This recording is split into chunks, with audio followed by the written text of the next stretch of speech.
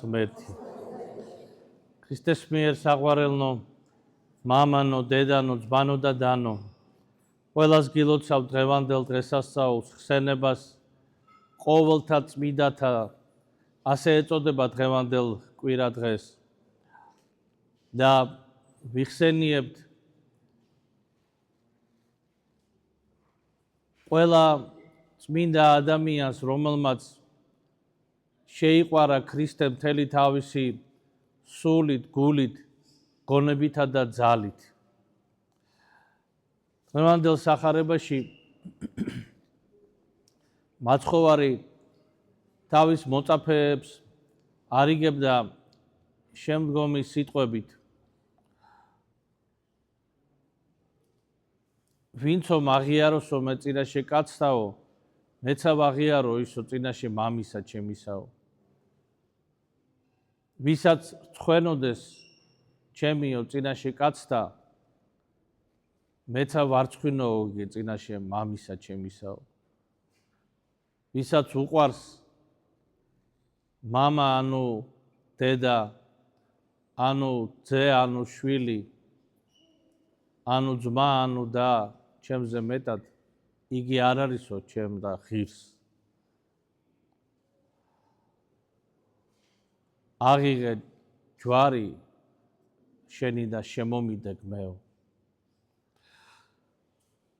ზოგჯერ ეგ სიტყვები ჩვენ გვაბნევს და ჩვენ ვფიქრობთ, როგორ განა მე არ უნდა მიყვარდეს ჩემი მამა, დედა, ჩემი ცოლი თუ ქმარი, თუ შვილები, თუ ჩემი და-ძმა. ამ სიტყვებში ნათქვამია იმის შესახებ, რომ ადამიანი, რომელსაც სწამს სულის უკტავებისა,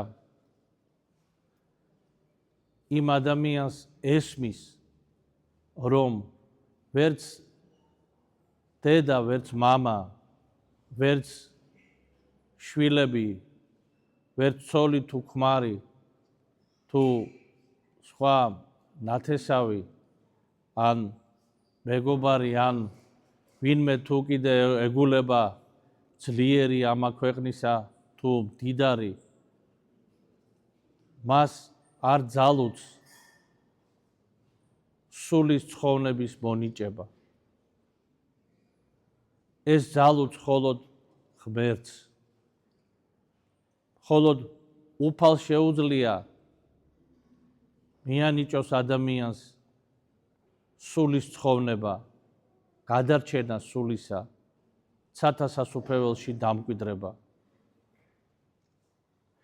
და თუ შენი ახლობელი ადამიანი ამაში გიშლის ხელს, მაშინ მორწმუნე ადამიანმა უნდა აირჩიო ღვთის გზა. მაგრამ ხელის შეშლაც როგორია? აი ხელის შეშლა თქვა ზოგჯერ რაღაცა გაურკვევლობა იბადება ადამიანებში, ზოგჯერ ოჯახებში, სადაც ერთი ადამიანი არის მორწმუნე და ეკლესიური, მეორე შეიძლება მორწმუნე იყოს, მაგრამ ეკლესიური არ იყოს.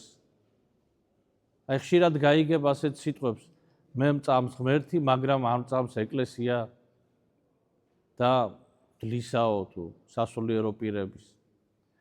ეს არის სიტყვები ადამიანისა, რომელსაც საერთოდ არ ესმის სარწმუნოების საკითხები. ის თავის წარმოდგენებში ცხოვრობს, თავისი წარმოდგენებით ურთიერთობს ღმერთთანაც და ადამიანთანაც.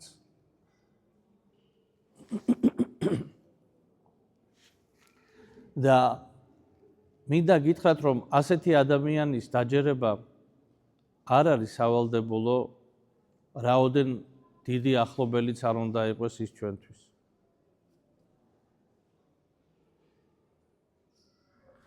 მაგრამ ამავდროს კონფლიქტიც არ უნდა წარმოიშვას.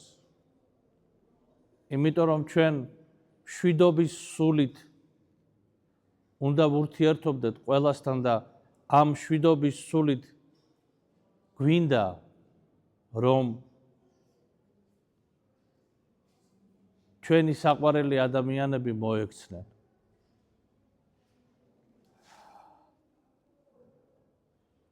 აი მაგალითისათვის თქვა თუ ოჯახში ერთი მარხულობს, მაგრამ მეორე არ მარხულობს, თქვა მეუღლე არ მარხულობს ადამიანისა. ერთ-ერთი. და რადგანაც საჭმელს აკეთებს ძირითადად ქალბატონები ამზადებენ საკვებს,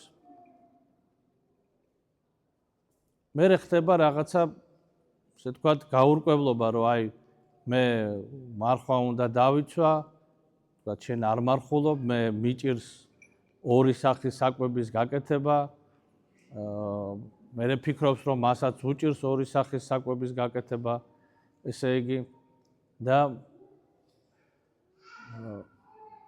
ამბობს, რომ აი მეუღლე არ მარხულობს და მეც ვერ მარხულობ ამის გამო. რაში არის მაშინ შენი სარწმუნოება? ცოტა გაიჭირვე, ცოტა დაიტვირთე ამ მარხვის დღეებში. არ გაღიზიანდე, ისე გააკეთე საკვები შენი მეუღლისათვის. შენ ამას აკეთებ მისი სიყვარულის გამო. ამით გამოხატავ სიყვარულს.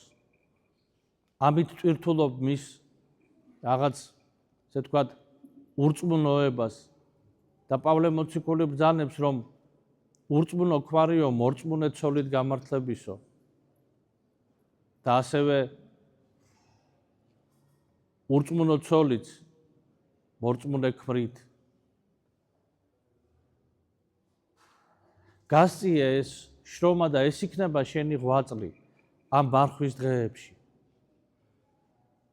გააკეთე ეს მშვიდად, საკვები მომამზადე მშვიდად. ნუ გაღიზიანდები.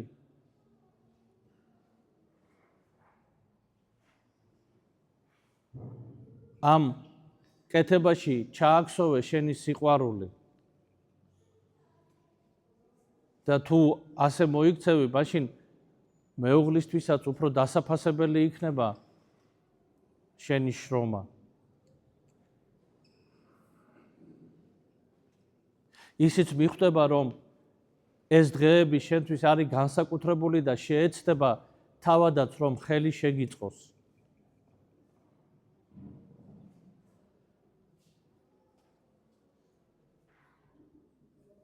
ხელი შეგიწყოს ტაძარში წასვლის დროს,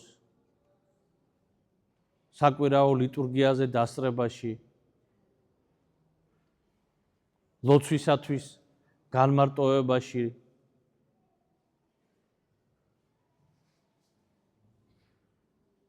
იმიტომ რომ მასაც ხომ უყვარხარ და ხედავ შენ შრომას. და აი ამგვარად ვიტვირთოთ ურთიერთ სიმძიმე და მშვიდობისა და სიყვარულის სულით შევეცადოთ, რომ ჩვენს საყვარელ და ახლობელ ადამიანებში სარწმუნოება გამტკიცდეს, გამყარდეს და ისინიც გახდნენ სრულყოფილი წევრები დედა ეკლესიისა.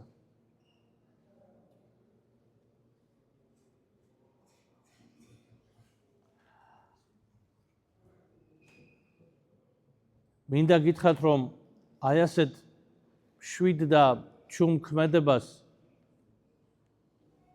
უფრო მეტი შედეგი მოაქვს, ვიდრე გაღიზიანებულ ლაპარაკს.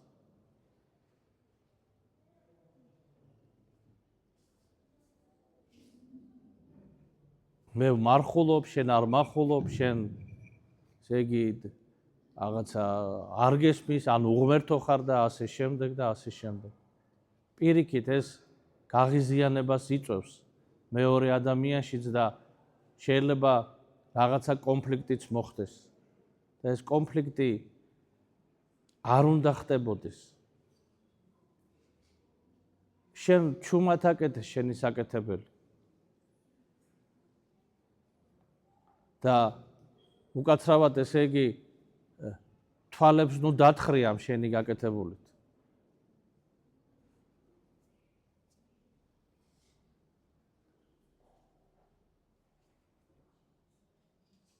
აკეთე მშვიდად, ჩუმად, სიყვარულით.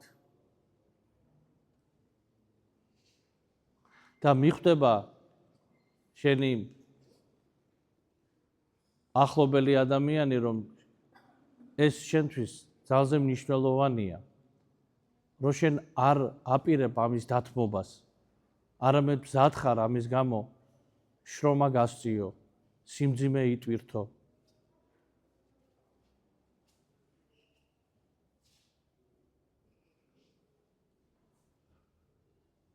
უფრო მეტად დაიტვირთო, მაგრამ მყარად იდგე. და ღვთის მადლი და შენი რწმენა მასშიც გააღვივებს, მის გულშიც გააღვივებს გრძნობას. აი ამგვარად უნდა ვიქცეოდეთ ძვირფასო ძმანო და დანო. და აი ასე ყველაფერში ჩვენ ზოგჯერ გონია რომ თუ მე კვირაში ერთხელ მოვედი ეკლესიაში ან თუნდაც გავაკეთე რაღაცა ტაძარი ავაშენე, მაგრამ მე იმ ტაძრის გარეთ დავრჩი ჩემი გულითა და გონებით, ფიქრობ რომ ეს საკმარისია რაც გავაკეთე. თუ ტაძრის გარეთ დავრჩი გულითა და გონებით, მაშინ რა ეს ტაძარი? კი, დიდი მადლობა რომ აშენდა. სხვაებიც მადლიერი იქნებიან, მაგრამ მე თვითონ ჩემს გულში, ჩემს გონებაში რა ცვლილება იქნება? ცვლილება, რომელმაც ღმერთთან უნდა დამაკავშიროს და არა რაღაც, ასე ვთქვათ, მომიტანოს მე პატივი და დიდება. ღმერთთან უნდა დამაკავშიროს. ეს არის ყველაზე მნიშვნელოვანი, ეს არის აზრი ყველა ქმედებისა, იქნება ის დიდი თუ პატარა, იქნება ეს ღატაკისათვის მიცემული 20 თეთრი თუ იქნება აშენებული ტაძარი მრავალათასიანი. მან ცვლილება უნდა შემოიტანოს. ქრისტეს მიერი ცვლილება ჩემს გულში და ჩემს გონებაში. და აი ამგვარად უახლოვდები მე უფალს.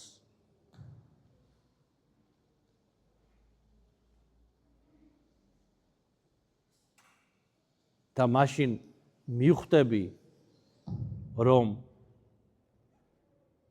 ღმერთია ჩემი წყალობელი, ღმერთია ჩემი მაცხოვრებელი, ღმერთია ჩემთვის სულის უკტავების მომნიჭებელი. და სხვა დანარჩენი კიდე რაოდენ ძვირფასიც არ უნდა იყოს.